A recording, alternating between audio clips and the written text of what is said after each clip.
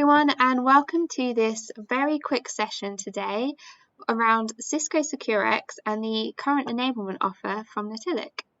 So today we're going to have a quick whistle-stop tour. We have Rob Eldridge, our security architect here at Natilik, and he's going to cover off a quick overview of SecureX, what is included in the offer, and some next steps of what you can do when you are implementing SecureX into your security tech stack. So without further ado, I'm going to pass over to Rob to start and kick us off. Fantastic. Thank you, Hayley. Yeah, so we get a lot of questions around this topic around SecureX.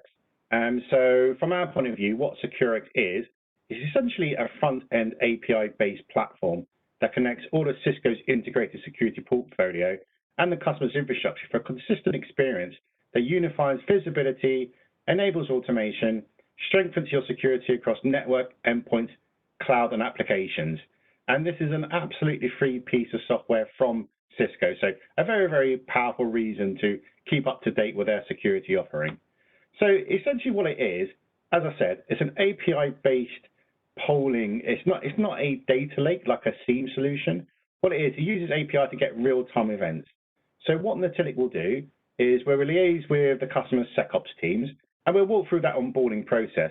All that customer has to have is a current security solution from Cisco to be able to enable to get this particular functionality. So once we've confirmed that with the customer, and in our case, where we're liaising with them for either an umbrella subscription, or if they have a next generation firewall with Cisco, the IPS subscription.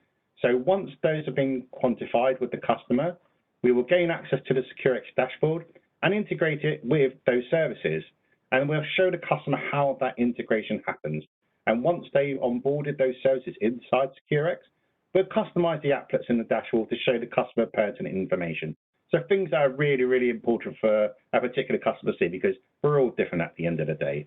So on the screen, you can see exactly what services that Cisco have for you to be enabled to have a SecureX access. So as I said, we'll walk through best practice. We'll show you how to customize the little widgets, and then how to allow other people to have a look onto the dashboard and have different roles and responsibilities. So after that, most of the questions are around, okay, well, that's all great and good. We've got this information. We've got some visibility into a lot of our other platforms. So what can we do next? So SecureX isn't just a visibility platform. One of the best things that it has is an orchestration platform. So once the customer is happy with integrating the rest of their security services, if they have any, after Natilik has shown them how the onboarding process works. Plus, and don't forget, there are third-party integrations with SecureX as well. It's not just a Cisco platform. Natilik can then start exploring the advanced features of SecureX. So this is essentially the orchestration.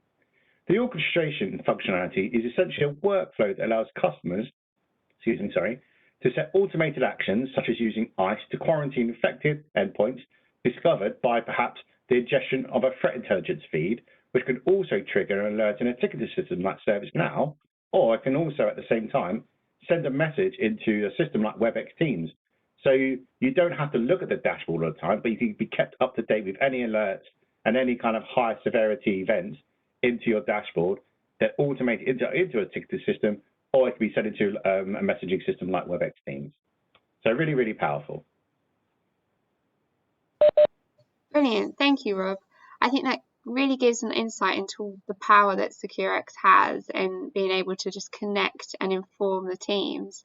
One question actually that kind of crops up is, when customers are looking at bringing SecureX on as this visibility like platform as a starting point, what are a couple of things that they should be considering when looking at it?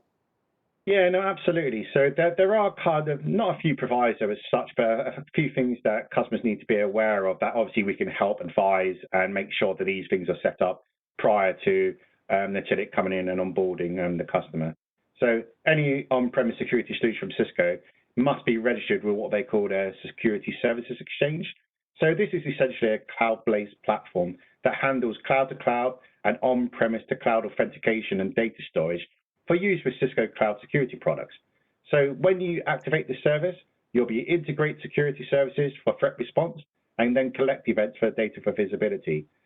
So that's how information is pulled into the dashboard for SecureX to report back on all the events that is discovered. The only other thing that customers need to be aware of is that, like most things of this nature, customers will need admin level privileges for their Cisco Smart Licensing account. And Natilik obviously assume that security services not set up by ourselves are actually configured correctly. And what I mean by that is that things like logging and eventing are working as designed. And that's essentially not the gotchas, but the things that need to be in place before we can come and onboard SecureX for a particular customer. No, definitely. And that's great to know. So that's perfect. That's all we have time for right now. So if there's any other further questions you have around SecureX or the SecureX enablement offer and bringing it to your teams with Natilik, please get in contact in the link below. Thank you.